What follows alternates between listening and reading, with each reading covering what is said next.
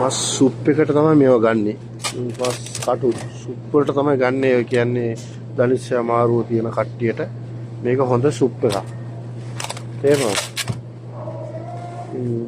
මටත් ධනිෂ්‍ය අමාරුව පොඩ්ඩක් තියෙන නිසා මමත් ගත්තා එකක්. මේක හොඳයි. මේක ගත්තා. ඒක 3.68යි. ඉතින් අතු තමයි තියෙන්නේ. අකමන්න ගත්තා.